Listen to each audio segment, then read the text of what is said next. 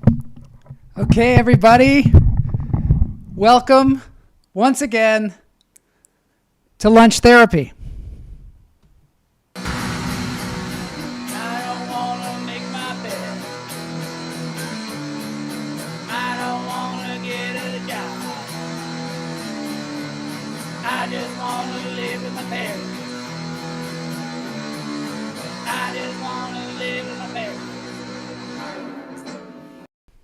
All right, here we are. This is Lunch Therapy number 51.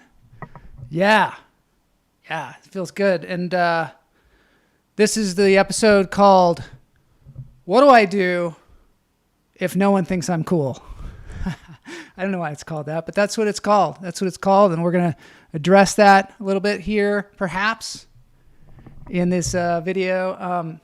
Right now, we're going to do the thing that we always do, is we're going to take in a couple of deep breaths. 3 to be exact. First one. Hold it. Let it out. Second one. Take it on in. Take in a little bit more. Even a little bit more. Hold it.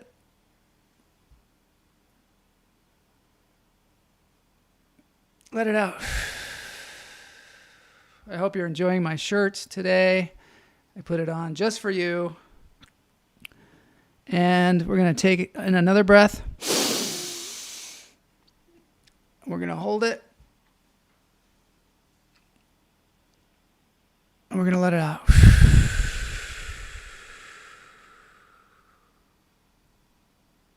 Okay, thank you everybody for being here. I am wearing a Seattle Supersonics shirt, my favorite team that no longer exists. It is great for shirt effects. So let's get into the show. I just wanted to acknowledge a couple of people in the beginning here. This is a show where we let go of all the horrible things that are going on in the world. But I wanted to acknowledge the passing of a couple of people.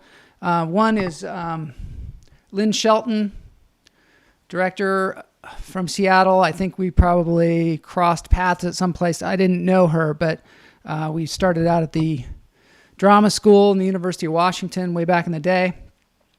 She was an independent filmmaker.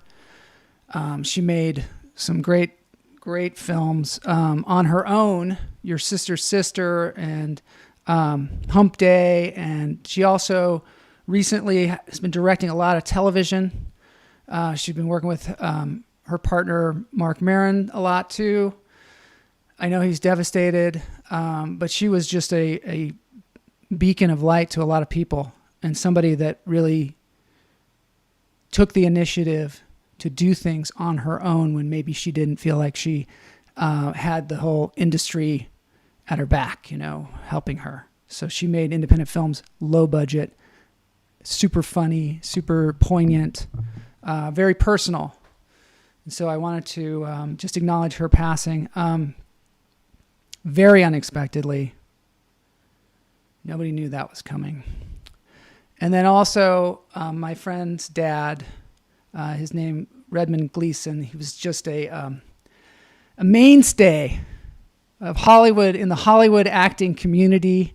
Somebody that had been here for a long time, was in tons of shows that you've seen, MASH and Lou Grant and all the great shows of the day. This is a picture of him. He was an actor's actor. He was a human's human. Here he is in MASH. And he was just a great guy and a great entertainer. Every year on Bloomsday, which is the James Joyce celebration day, June 16th, he would do a performance of James Joyce works. One of those things, he didn't have to do that, but he loved doing that so much, and he did it well into his later years. I know his family is devastated and misses him. He lived a long life and gave people a lot of joy. They also had he had a big family. Has a big family. They're They're all together now, from what I understand, and celebrating his life. They also have St. Patrick's Day parties to end all St. Patrick's Day parties every year. So there we go. That's the shout out to Redmond Gleason, who passed away and is in another place now. So my shirt is a little distracting. I'm going to do that sometimes, but it's kind of fun. Now we're going to move into the show, and we're going to just, kind of cleanse our palate here, and we're going to listen to this kid that I found playing Van Halen's Eruption at, who knows, some kind of talent show or something. Ginny Sykes. So sorry to hear about Harlan's dad. Yeah, you've spoken often of him. He's a wonderful, wonderful human being. So we're moving in to this guy, Garrett Pod. He's a kid. He was a kid at this point. I think he's 10 years old. Here it is. Gotta get my headset on for this.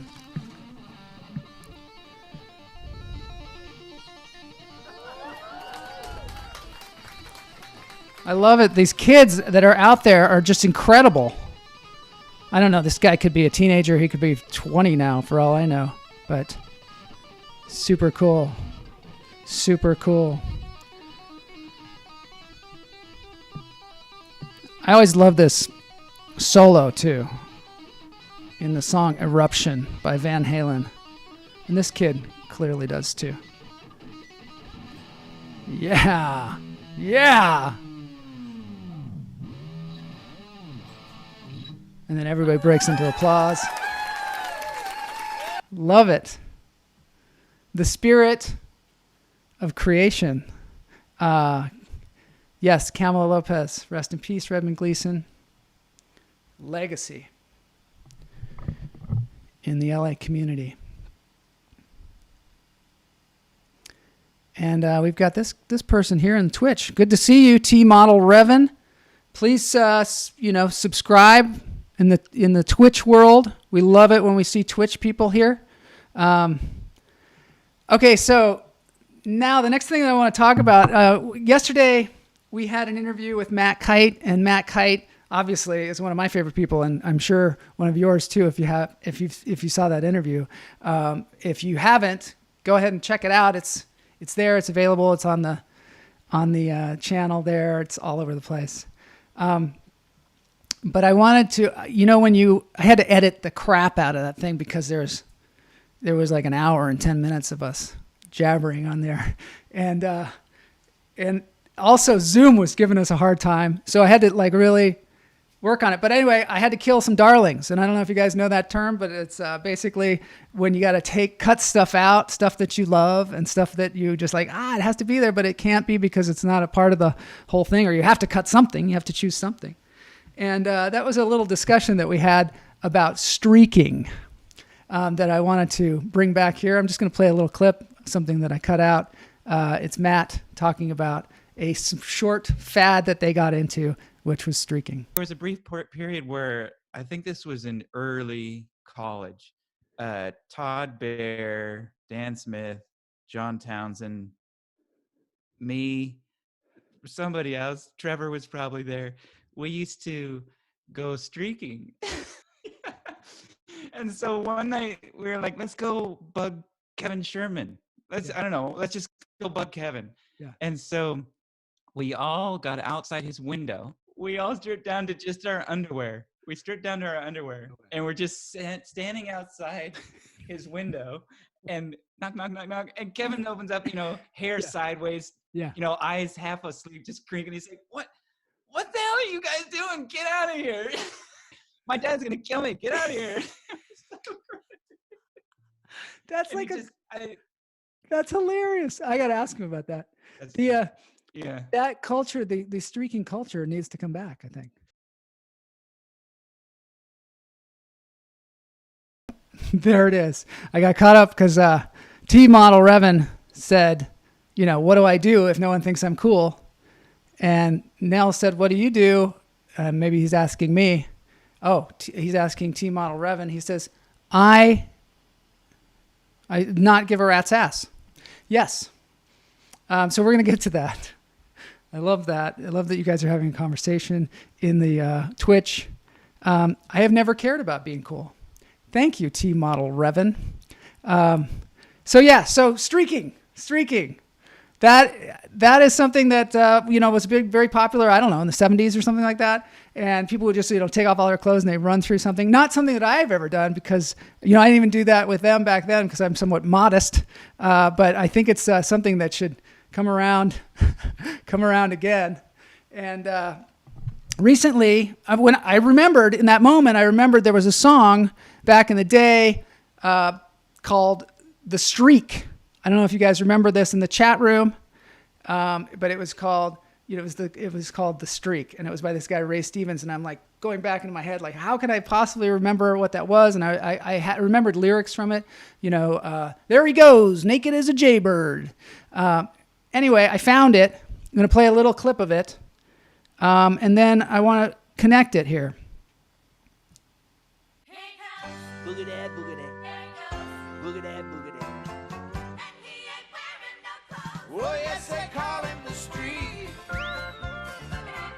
Fastest thing on 2 feet. He's just as proud as he can be of his anatomy. He gon' give us a peek. Oh, yes, they call him the street. I love this. I used to love this song. I'm just going to play a clip so you get an idea. That's it, The Streak. I think Joe Thornton remembers that song. It was a super popular song back in the day when we were little children. And but one of the cool things about being older is that you connect things. You hear something and you're like, oh, wait a minute. And it jars some thing in your memory from a long time ago. Yes, perhaps we'll play Convoy next. Perhaps we will. Hey, a little convoy running. I don't know. I love that song too. But anyway, it was like exactly at that time. So then I see this Little Nas X video, Old Town Road. And at the end of it, what happens is this. Hey, fasten a speeding bullet. Fasten a speeding bullet with grease on it. With grease on it. Hair grease. Hair grease. Look at him go. Boogity, boogity, boogity. Boogity, boogity, boogity. Boogity. Boogity. So I'm like, so all of a sudden these synapses in my brain just go and that's when I remembered this song, The Streak. And apparently Chris Rock also remembers it because I don't think you could just come up with that without knowing the song. I don't know. But yeah, so I just wanted to give that a little shout out. And also I want to encourage people if streaking comes back, could be fun. Apparently at the last Super Bowl, there was a streaker. People like to do it at sporting events. That's right. Happened in a lot of baseball games, Joe Thornton says. And it's true. It happened in a lot of baseball games. T Model Revan. I was born in the 80s. It was all about rock and roll. That's right. It was about rock and roll. It's true. I don't know about the 80s, though. I remember like the real hardcore rock and roll in the 80s for us was AC/DC. But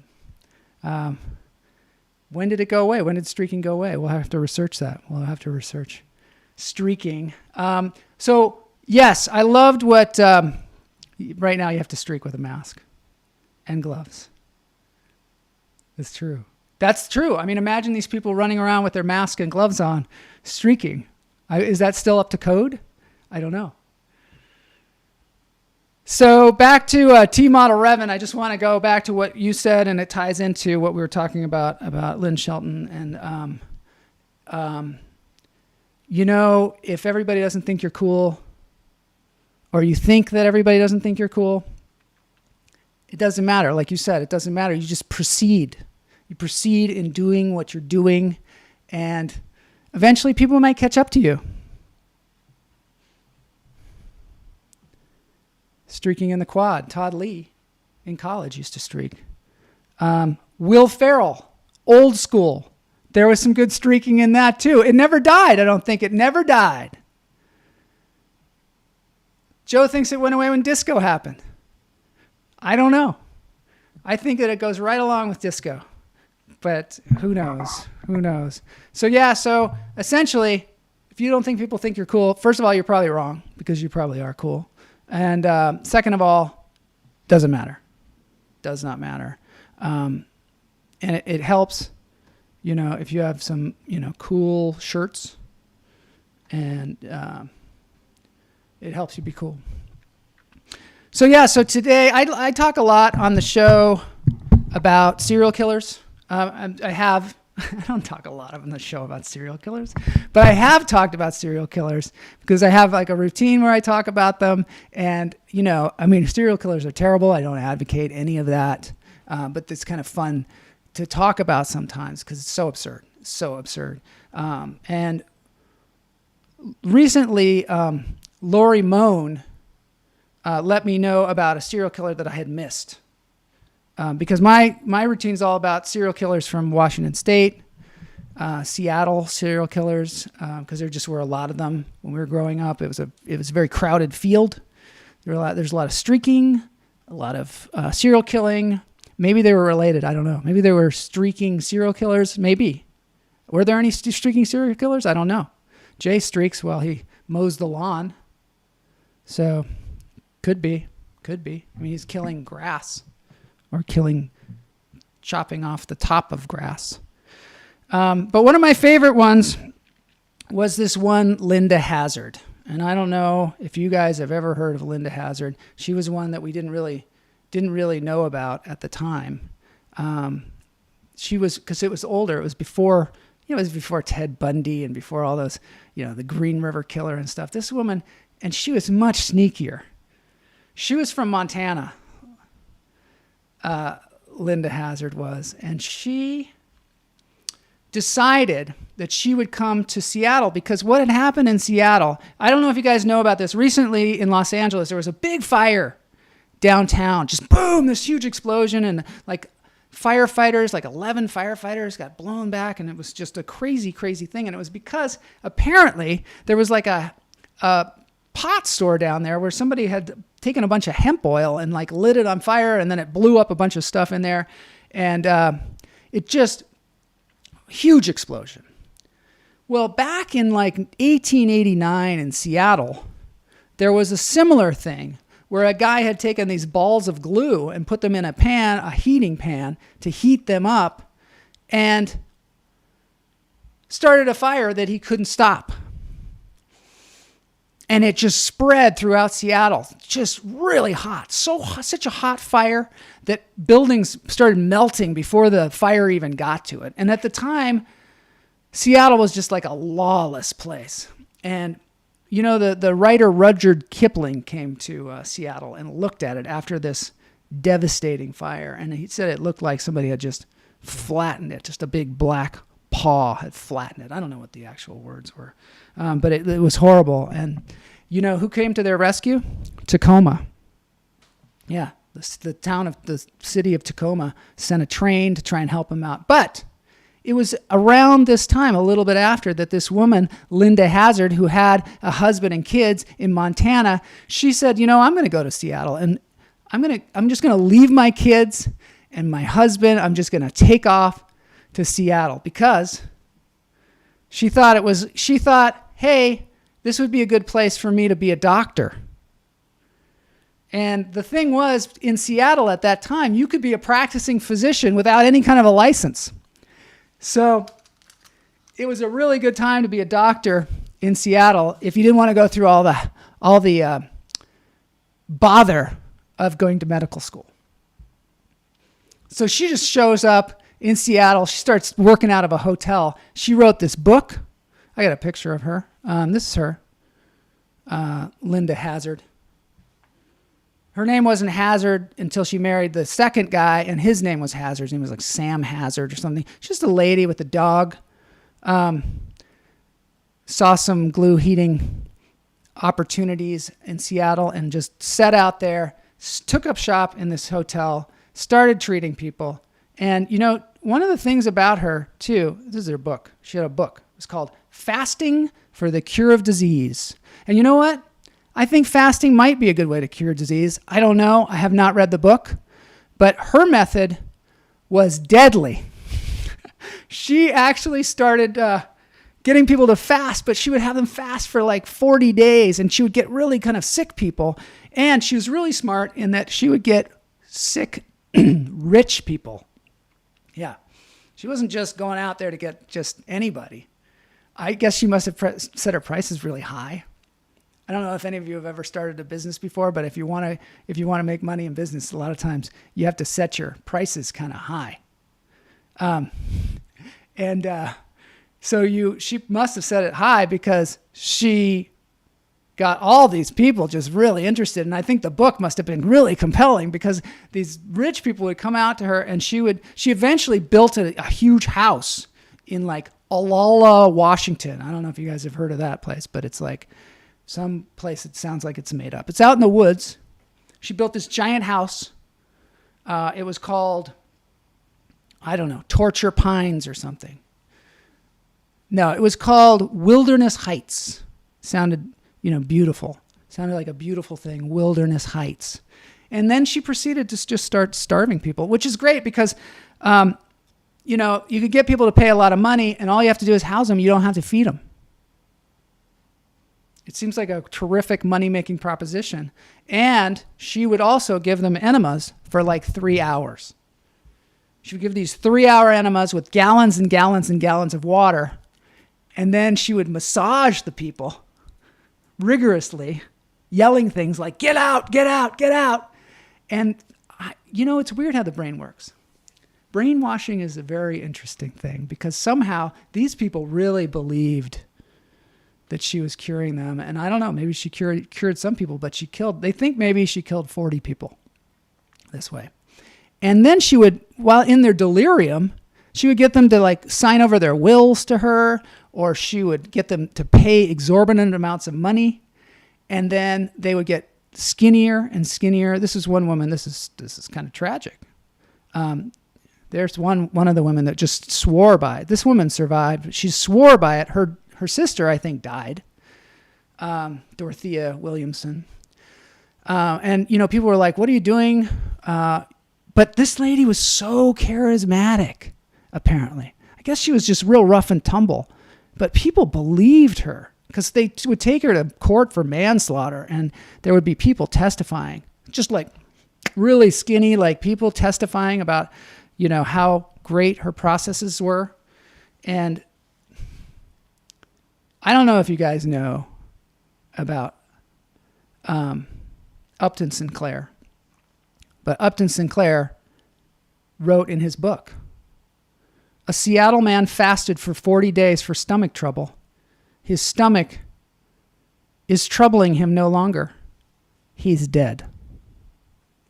I just found that passage in a book that Upton Sinclair, who wrote The Jungle, Pulitzer Prize winning guy, he wrote a book on fasting as well. And this was just an excerpt in it. And then at the end of the book, I find a whole dissertation by Linda Hazard about the autopsy of this guy. She would like kill these people, and not only that, then she would like go through all their organs and stuff and take a look at it and come up with some, and there was just details and details of this. And still, it was just going on. She just had an establishment, just this place that people could go. And while she just right there out in the open was taking people out. Another weird thing is a lot of you know who Ivor Hagelin is. When I was growing up, Ivor Hagelin was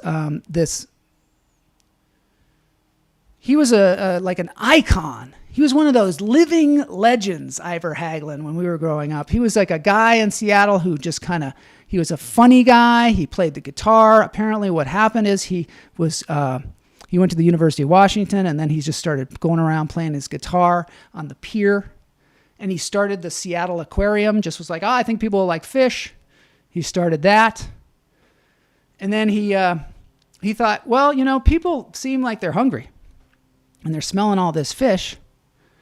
And I could start a place where I sell fish and chips. So he started selling fish and chips, and he's had this booming business, as many of you know. But what I found out was his mother was killed by Linda Hazard when he was 3 years old. When he was 3 years old, his mother went in for some kind of stomach ailment. I guess she had some real problems. And she went in, or cancer, I don't know. But she went in to see Linda Hazard. And it's weird because the lady's name is Linda Hazard. You'd think you'd be like, oh, wow, that's kind of a sign. You know, sometimes people, they have a name that sounds like something that, you know, that if they did it to you, or if it sounds like it would be a bad thing. But we still just believe it, you know, we still believe it.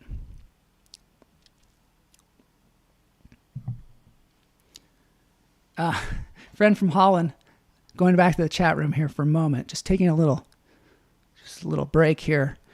Friend from Holland thought it was an S. Saivars, yeah. Well, from Seattle, we all know about Ivor Hagelin. Ivor Hagelin for sure. Joe Thornton fasted for 31 days.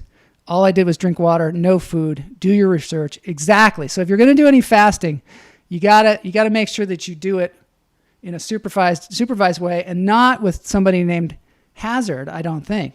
Yes, Ivor was a folk singer. Ivor knew Pete Seeger. He knew Woody Guthrie. They were like buddies. And he even knew Quincy Jones, also another Seattle person. Yep. Keep clam. So Matt Wright says keep clam, and I have to agree with him. That was the slogan, right? Yeah, keep clam. So here's a picture. So this is it's kind of interesting because his mother was killed through the fasting starvation killer, right? I understand that with the Linda Hazard, whatever happened to her, what happened to her is she did finally go to prison, to Walla Walla State Prison for manslaughter. It was a super trial, like where they didn't know whether she was going to get convicted or not. And she finally got convicted and only served 2 years, and then took off to like Europe or something, or New Zealand, and just kept on doing it the rest of her life. So that was her. There's a picture of Ivor Hagelin. He was a character, man. He had a truck full of corn syrup that spilled out all over the road. It was on accident, right? But it was coming, I think, to his place. The corn syrup killer, I guess. I guess he's the corn syrup killer. So, but instead of like going, oh, sorry, I spilled all this corn syrup all over the road, I'm really in trouble. He went and got himself a big stack of pancakes. This is a true story. He went and got himself a big stack of pancakes. The glove fit. O.J. Simpson reference. So, yeah, he went and got himself a big stack of pancakes. And I don't know if you guys love pancakes, but I can't stand pancakes. But Ivor loves it. He went out there with his big stack of pancakes, dipped a spoon right into the road with all the corn syrup, and just put it right on his pancakes and just started chowing it down. Probably even played a little song on his little guitar. Corn syrup all over it. He's just jamming out. He also was a big opponent of the Alaska Way Viaduct, but that's a completely different story. But he also was very, very staunch against the Alaska Way Viaduct because it came into the waterfront, and what would happen is people then would drive through and they wouldn't even stop at Ivor's Fish and Chips, which was right there on the wharf. Now all of a sudden they wouldn't stop. So he wrote a song thanking them for putting covered parking in front of his restaurant. That's the kind of guy he was. In a very like Seattle passive aggressive way, he wrote a song thanking them for the covered parking. Jay's mom makes great pancakes, as we all know. Yes. Jay's mom, so good. Pancakes seem like a good idea at first. They do. They seem like a good idea, but to me, they are just like a big pile of wet bread. No nutritional value whatsoever. Just, and the texture, even if you put road syrup on there, the texture of pancakes is just, it makes me just, I just get all like freaky when I think about it. Let's see what people think about pancakes. Full of nuggets. Neil says the Alaska Way Viaduct is gone. Yes, it is gone. Ivor Haglund is. What's the opposite of rolling around in your grave? He's dancing in his grave. Pancakes are the best carbs to eat for streaking, and Nogi Asp would know that because he's a huge streaker, and I'm sure he does it all the time. But yeah, you got to eat a lot of carbs when you're going to streak, especially if you're going to streak for a long period of time or really far. Mary Marks is fasting right now, and she's really hungry. It's funny because lunch therapy, we don't serve lunch. That's what Boney's always mad about. He's always like going, "Where's the lunch?" All right, I'm fasting as well, not for long periods of time, just for a certain window, and I'm digging it. I'm digging it. It's very, I don't know, some people wouldn't even call it fasting. They would just call it sleeping. But yeah. Great shirt game. I got to do the shirt thing. I'm going to end the show pretty soon here because we're running out of time. We're not running out of time. We're just come to the end of the show. But, the shirt thing, Jonathan, I don't know if you saw this before, but I love green shirts in these green screen environments because you can do so much with them. You can do so much. Road syrup is not good. I don't recommend anybody to eat road syrup. And that's not something that I'm advocating on this show, although it's kind of fun to watch. It makes for a good show. It makes for some good fun. Boney wants lunch. I better go. He's freaking out. Yeah, I don't know what to do. So right on, Joel. Okay, so I got some more things to tell you about tomorrow. Tomorrow is Wednesday? It can't be. It can't be Wednesday tomorrow. God. So I'm going to go out on something that it's, maybe Facebook is going to give me a hard time, but I just want you guys to, I want you guys to know how cool this guy, Dan Dubik, is, who covers Rage Against the Machine. I'm going to show you a little bit of him. I am going to put a link in the show notes. I just want you to enjoy this. I won't show the whole thing, of course. Oh, Jay, that is dark. She made great pancakes. Oh, we are going to... I watch Better Off Dead. You watch Better Off Dead. I am working on the Better Off Dead episode, and I cannot wait in rewatching it. I love it even more. I am working on some fun stuff to do with thanks for watching the Better Off Dead. Anybody who hasn't seen Better Off Dead, watch it on YouTube. We're going to have an episode about it, and it's going to be super fun. And Ganell. No, Ganell. Corn syrup does not cure coronavirus. And I will not do the Better Off Dead episode on Wednesday because Kamala has comedy class. We got a great interview with you with somebody on Friday, speaking of comedy class. But here we go. Dan Dubik, covering Rage Against the Machine. Thank you very much. Thanks for coming. Thanks for being in the chat room. I will see you soon. See you tomorrow, hopefully. Put on my headphones for this.